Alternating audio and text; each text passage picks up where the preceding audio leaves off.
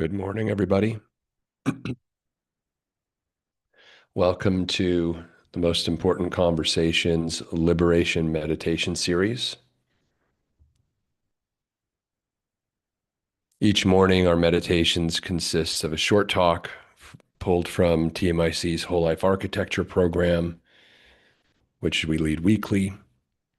And then we move into a series of different types of meditations throughout the week, led by some different facilitators.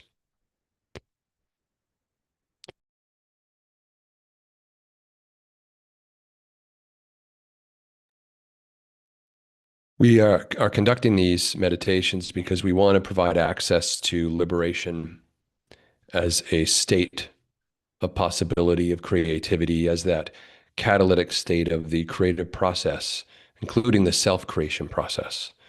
And so these meditation talks speak to the importance of each of us attaining that ultimate state of personal power, liberation, the liberation to create who we choose to be in our life and our life. This morning, I'd like to actually address and speak a little bit about what liberation is, so that we can sort of have a common framework from which we are coming from. When we talk about liberation, we're talking about this inner state which allows us to access a fundamental drive to overcome, to grow, to assert oneself.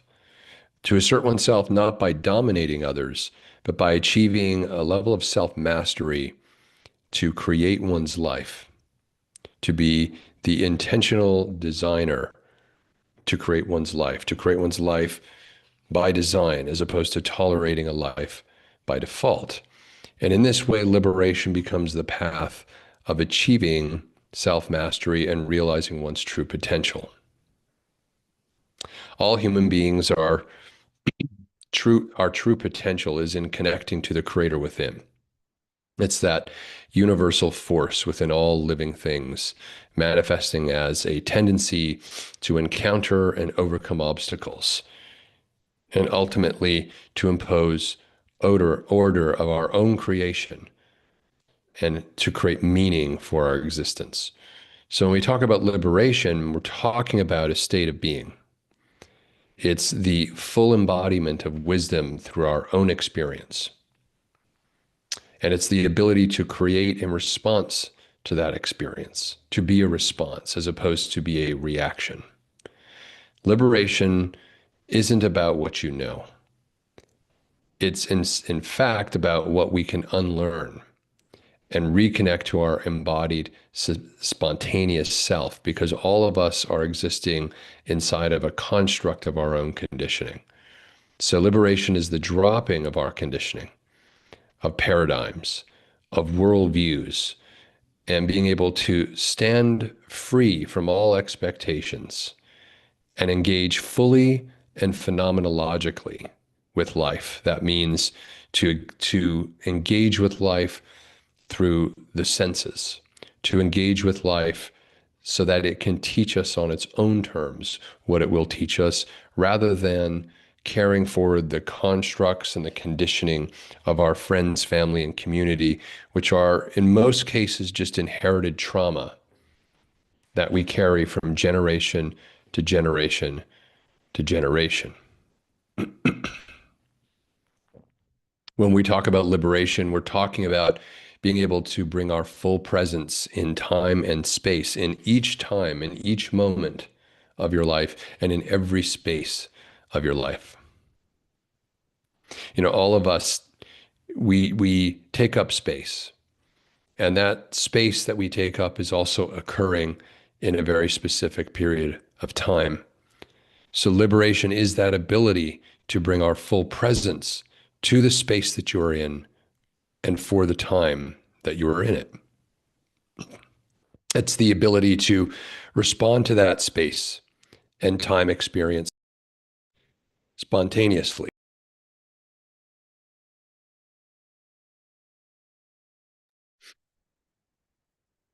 It's the ability to respond to that space and time spontaneously, not from habit, not from our conditioning, not from a plan, not from a strategy, not from some expectation or attachment to what should or shouldn't be according to our egoic mind, but rather from a place of your true, full, expressed self in that moment, not from seeking validation or looking good, but a true expression of who you are in that moment. And the problem is that we've become so numb to feeling in life and to experience in life. That would be living phenomenologically. We live instead in a society that defines what experiences are worthy. Typically, those experiences are, the worthy experiences are considered safe, relevant, meaningful, according to the state or according to our friends or family, according to something outside of ourself, not according to what is within. And these experiences that are deemed worthy are also so tightly controlled and restricted and regimented. They have lost all potency to deeply and profoundly move and affect us.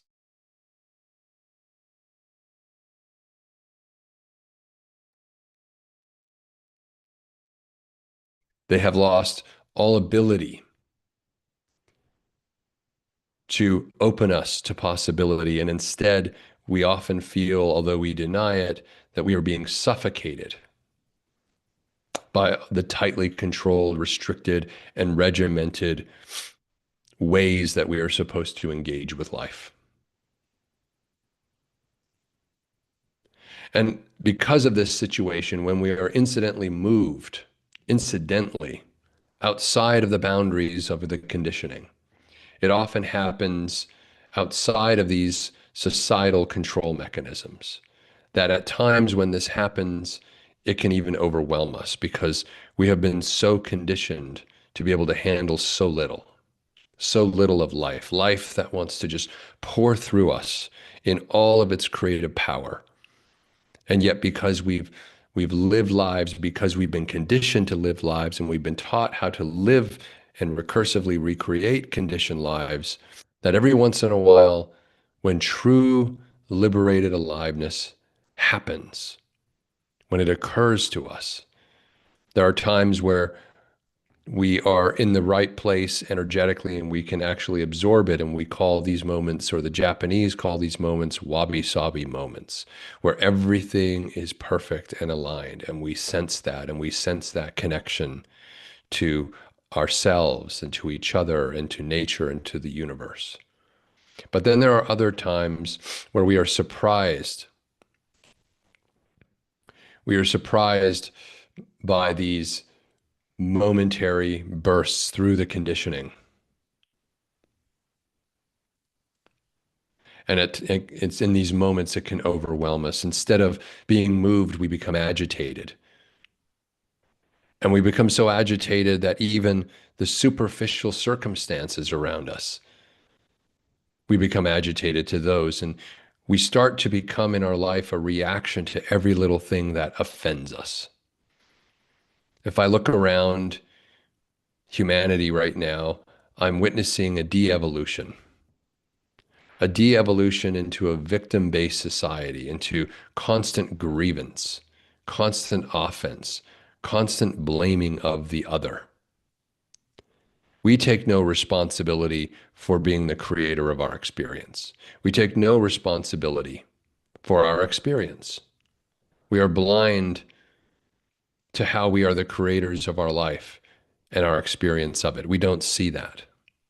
So being liberated is not the same as doing liberation. This is another important distinction. Being liberated is not the same as doing liberation. Plenty of people do liberation.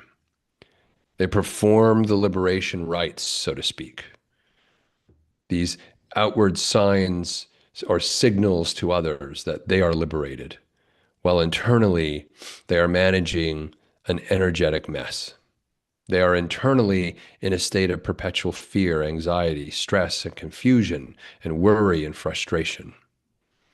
They are, as we say in whole life architecture, an unconscious, habituated, walking emotional reaction to everything and everyone in their life. And if you look around, you can see that right now. But the good news is that this is all leading to a breakthrough for those who are ready and willing to hear and see. So liberation is what we stand for as a state of being, because it's the ability to be sovereign over your life's experience and the right to have direct experience with a higher awareness and a conscious state as the source of our knowing, beginning with our essential being for who we are as individuals and our true nature, not our conditioned nature, but our true nature, accessing who we truly are.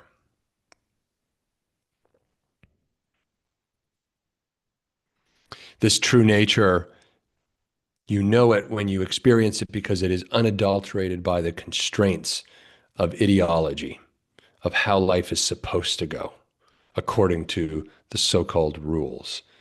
It's the ability to be your own person when you are liberated, in control of creating your own life's experience, not blaming others, not looking for answers outside yourself, not seeking or trying to earn the validation of others.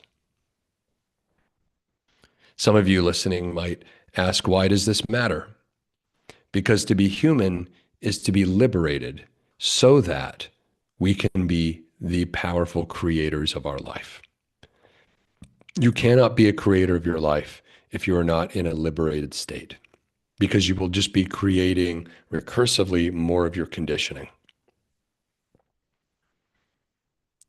Based on our inner knowing and our lived experience, and not based on some artificial construct and conditioning in the service of the societal machine, liberation allows us to create freely and fully from our authentic self. It's true self-expression. It is true freedom of thought. It is true freedom of speech. This is what is available and what is possible when we actually practice the art of liberation. And it is an art, it is not a science. It's not a one and done thing. Becoming liberated is an unfolding. It is a dropping of conditioning and an allowing of your true authentic self, which for many of us hasn't been truly experienced since perhaps we were very young. So the question this morning is, are you liberated? Or are you merely pretending to be liberated? What some would call spiritual bypassing. Are you liberated, or are you in the depths of self-deception? The ultimate self-deception is where we confuse and conflate our conditioning for liberation, where we find somehow in this twisted logic of self-deception, we find the constraints on our life to be the very things that keep us free. When you look at your own life, ask yourself the question, is this the life you would have created if you had no impediments, if you had no obstacles, if you experienced no resistance, if you weren't dealing with concern over the views and opinions of others? Is this the life you would have created if you were able to access your deepest and truest desires? Is this the life you would have created, the life you're living right now? Maybe part of it is, or maybe none of it is. Only you can know that. But one thing is for certain, you have the ability and the potential as a creator, as all humans are, to create the life you choose. And in this moment that we're living in with artificial intelligence and societal overhaul and reconstruction, what better time to step back and ask yourself, who do I want to create myself to be? Not what makes me look good, not what makes me validated from my existing community, because chances are your existing community is largely a community of your conditioning. Only you would know. But in most cases, the communities we have created are communities to prop up the conditioned order, not to free and liberate people from the construct. What better time is there to consider what life you would want to create for yourself when all of the rules and all of the constructs are being challenged and many are starting to crack and melt away? Only those who can connect to their liberated self will thrive in the uncertainty of change. Those who are attached and conditioned to only think and be a certain way will start to struggle immensely. And so this message is for everybody to realize that there's no path forward in holding on and gripping to your conditioning. What was required of all of us in this period of time right now is a state of nimbleness, a state of possibility, a state of creativity. And that is only experienced when we are liberated from the confines of our conditioning. So are you liberated? Or are you merely pretending to be liberated? Are you in self-deception because it's easier to pretend than to actually do the work to finally take control of your life and free yourself from the chains of your conditioning and be a liberated creator of your life? Not do creation, not do liberation, but be it. You'll know if you stop, if you find yourself complaining less and less and less. You'll know if you start experiencing less anxiety because you have trust of self. You'll know if you're liberated because you will stop looking outside of yourself for answers and will do the work to actually stand in your power as a creator. This is how you will know. If you are in complaint and blaming others for what's going on in your life, you are not liberated in that area.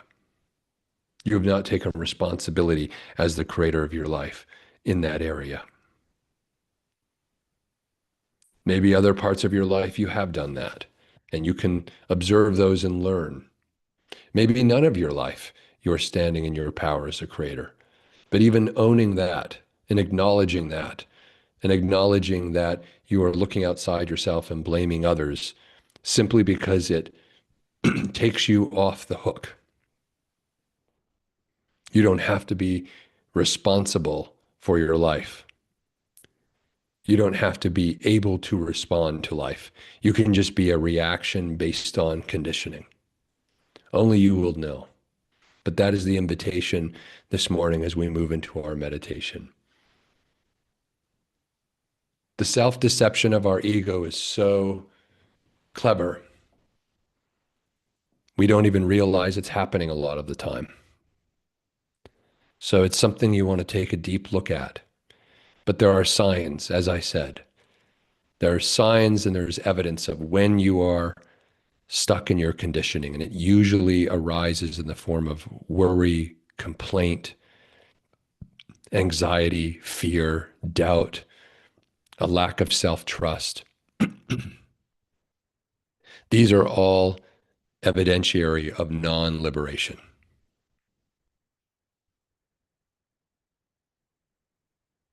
Because you're in reaction to what should have been according to your conditioning and what has not ended up being the case. A liberated creator of their life is able to pivot in moments of change,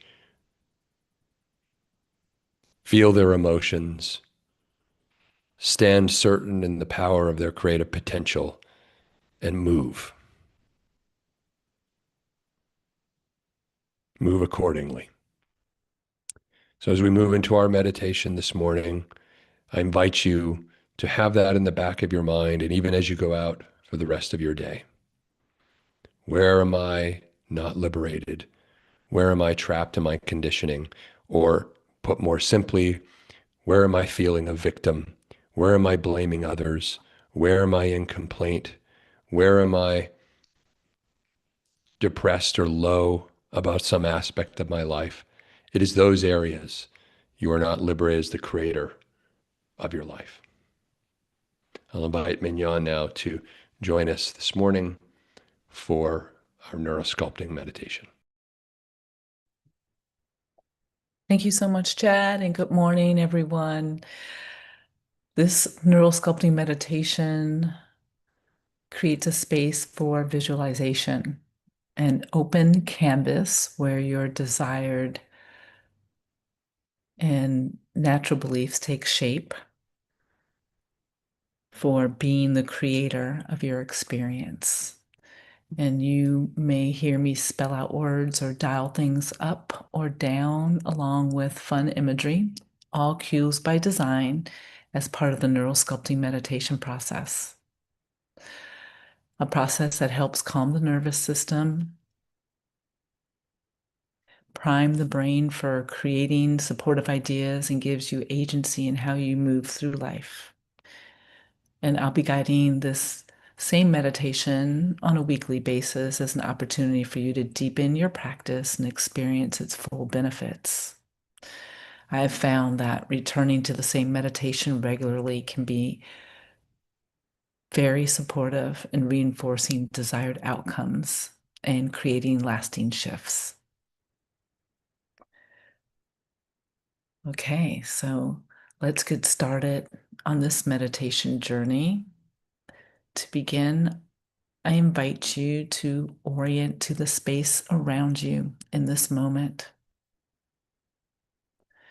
to notice the structure beneath you, supporting your body. That might be the sofa, a cushion, the ground,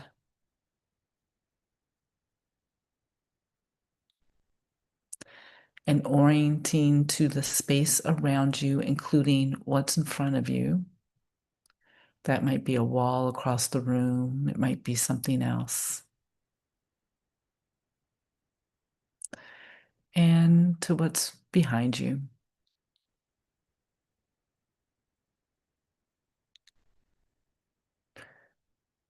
And as you are getting acquainted with your body in this space of this location, you can let your mind go wherever it needs to go because your breath is keeping you right here. You might notice the rhythm of your breath as you inhale and exhale naturally.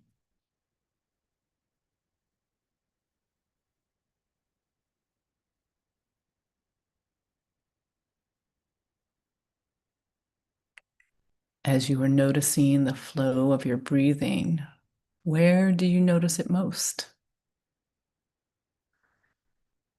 Maybe it's in the movement through your nose, or you might notice it in your throat. Maybe it's in your belly and the lungs, on the rise on the inhale and release on the exhale.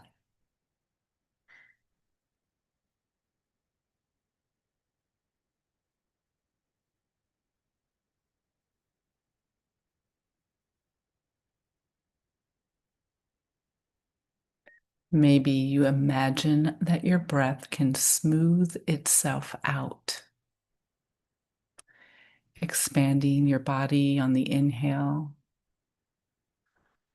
and relaxing on the exhale as it empties effortlessly. You might choose to follow the next exhale, imagining it to disperse out of your nose and mouth, filling up the room around you.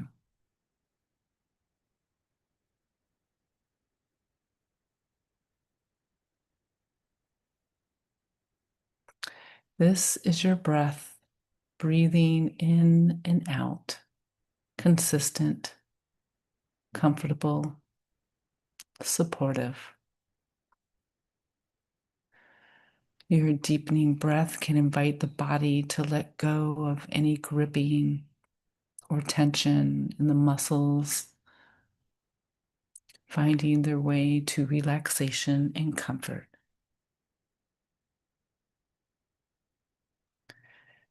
You might want to drop your shoulders and give your neck a gentle stretch or roll out your wrists and ankles.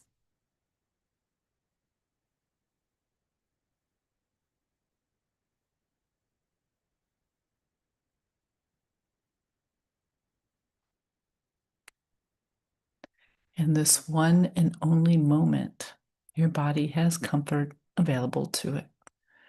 Comfort of your breath, maybe comfort of the temperature of the room, perhaps comfort of the cushion or chair supporting you. What is adding to your comfort at this moment?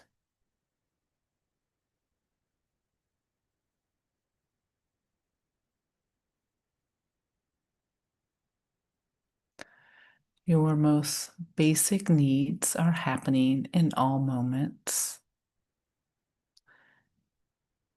And as all of this keeps supporting you from moment to moment, you are reminded that your creative mind can go wherever you'd like it to go. It might be fun to imagine you were a penguin waddling on the shoreline amongst a large community of penguins, and then hopping into the sea where you swim so fast that it's a great contrast to your waddle. How does it feel to be a penguin?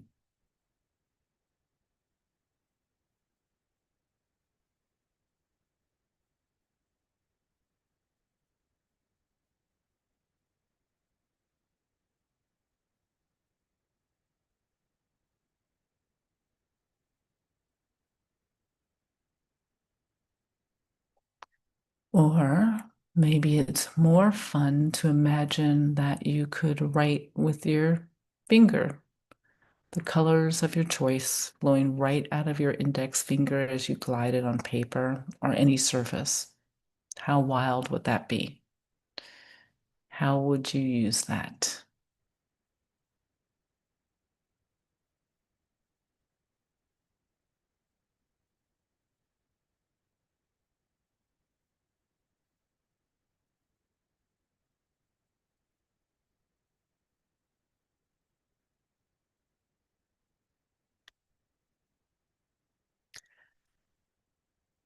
And with your creative mind able to go where it wants while your body remains comfortable and breathing, you might find extra comfort knowing that you are the author of this meditation. A meditation to explore a future space and time. So, if you could bring your awareness to an area in your life where you are not quite certain or perhaps unclear of an outcome that is desired. Maybe there's a problem to be solved or dreams to be realized. What comes to mind?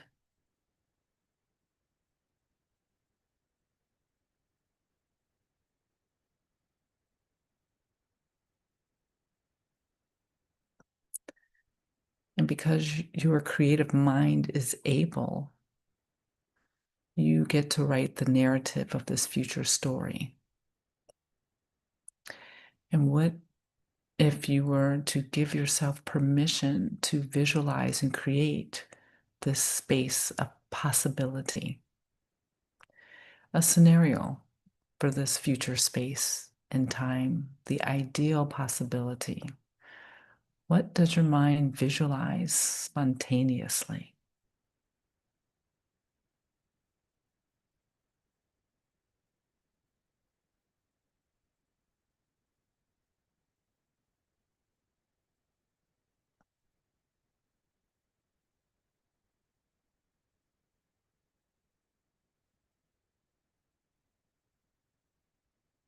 What does creative mind imagine?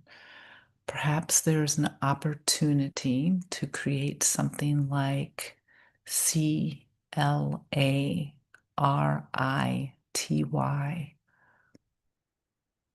or solutions or breakthroughs. Perhaps it's something else.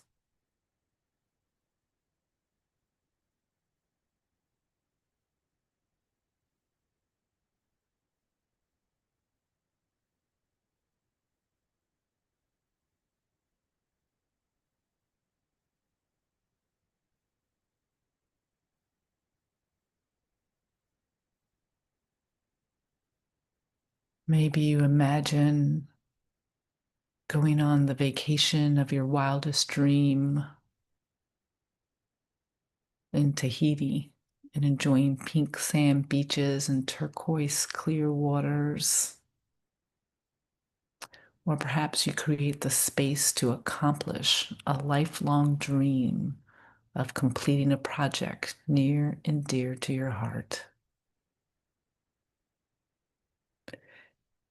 Because this is your story and your creative mind can go anywhere it wants while your breath is breathing and your body is supported, what do you imagine creating in the space of possibilities?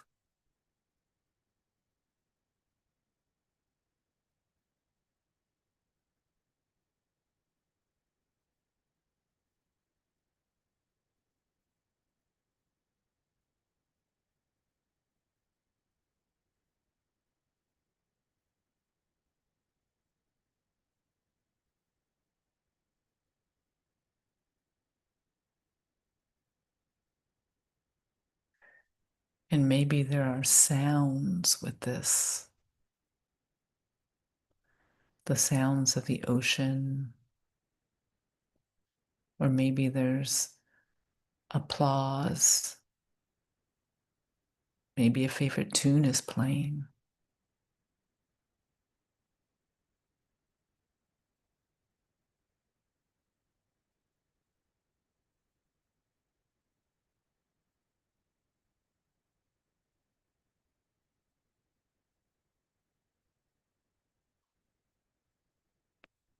And what is the perfect level of the sound if you imagine any? Is it full and robust or dialed down to a quiet hush?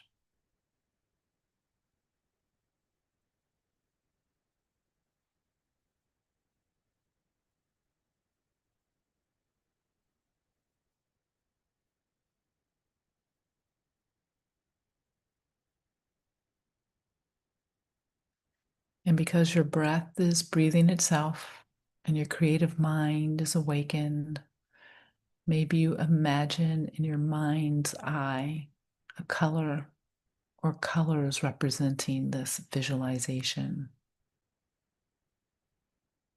Warm sunset hues or cool colors like blue.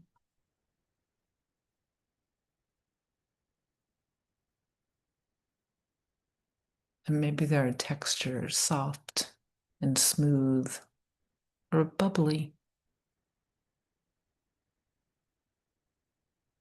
What do you notice?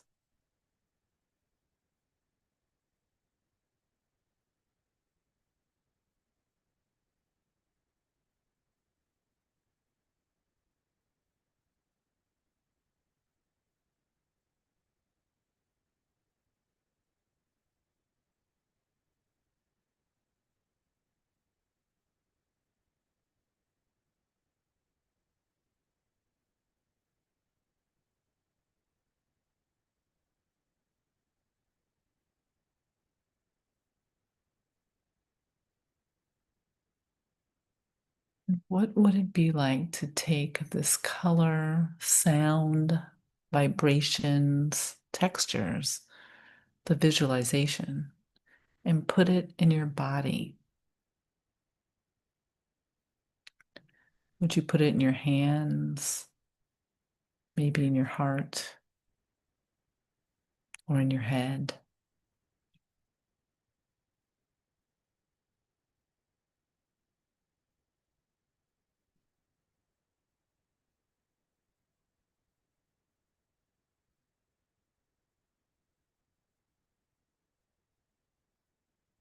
Maybe you drink it down so that it absorbs into your whole being.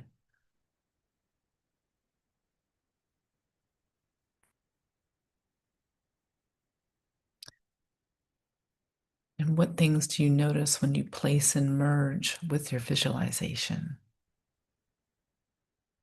Maybe a warmth that spreads,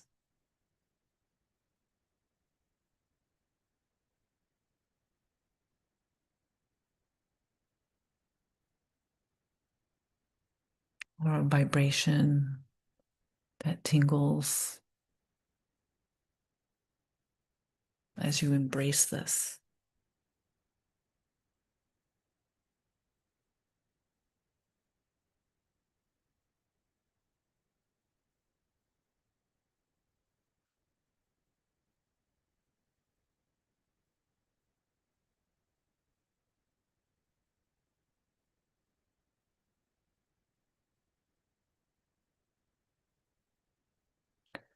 Perhaps your being experiences a pulse that moves through your body, or a brightness to your inner landscape, or something different for you.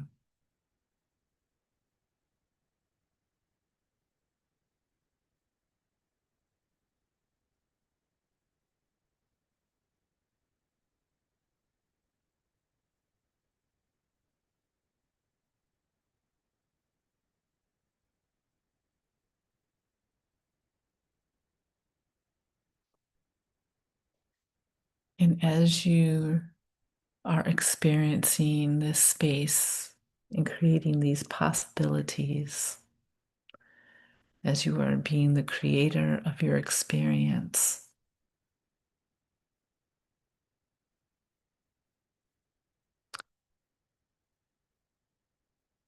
and remembering that your body listens to your narrative, so too your body is listening to the way you relate to this visualization and the tones and colors.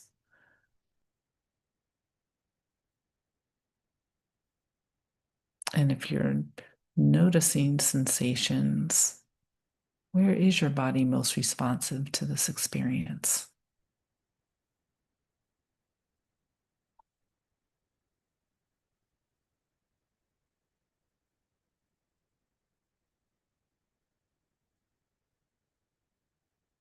Maybe it brings a smile to your face,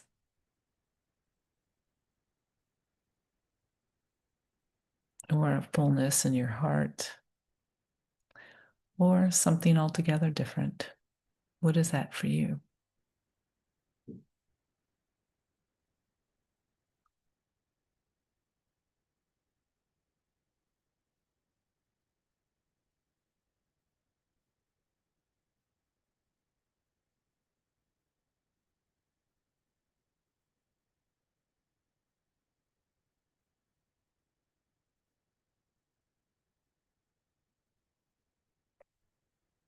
This is how your body is relating and associating, and you get to remember that, marking it in your body's memory with a simple hand gesture or placement of your non dominant hand.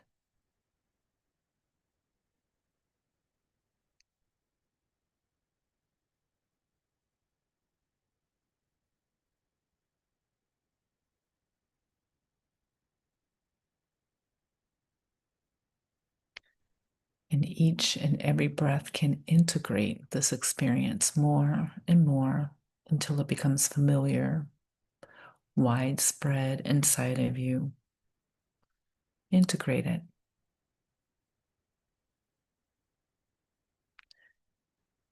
And there might be a word that can also activate this experience for you.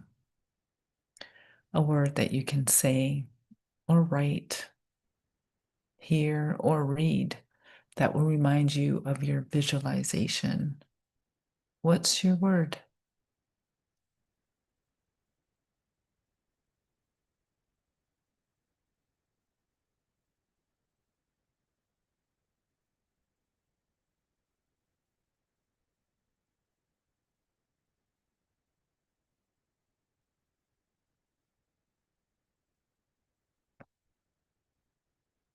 And because your body listens so well to your mind, your body may remember this future story as you are the creator of your experience. And each time you say your word or make your hand gesture, it will recall. And just as your breath breathes itself, even when you're not noticing it, so too this vibration can expand even when you are not noticing it. And you are invited to continue to explore this possibility as the creator of your experience, as it becomes more and more real in your inner landscape and possibly outer. Embrace it and be well.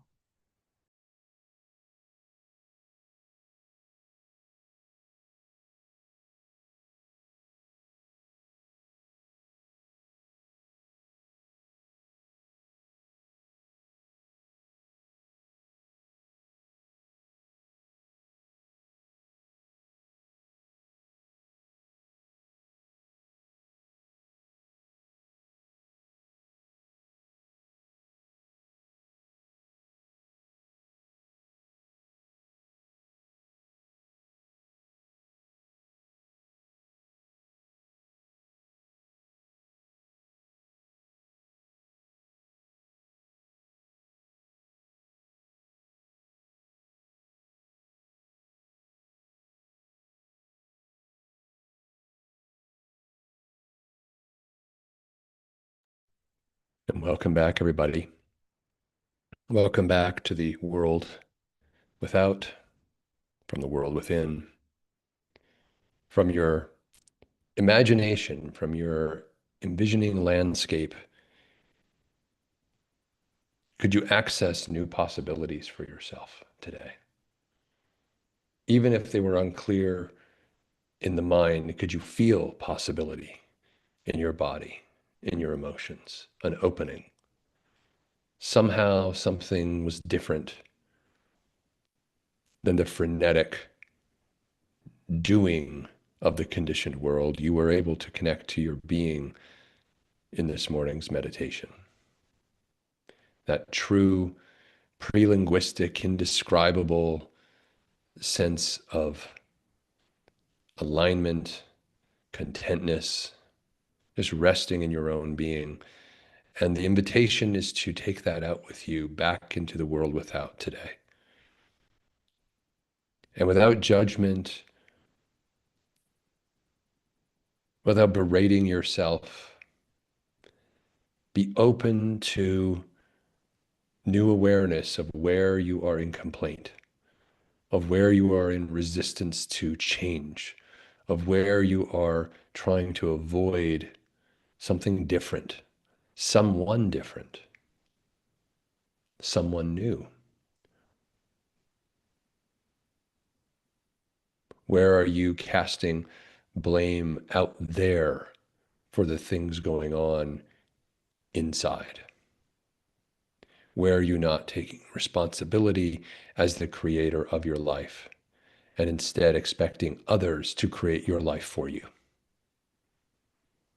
Expecting others to create the conditions for you to create your life?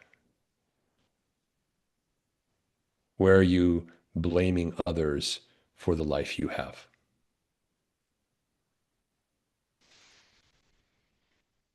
See if you can observe that today from a place of no judgment, but awakening and new awareness.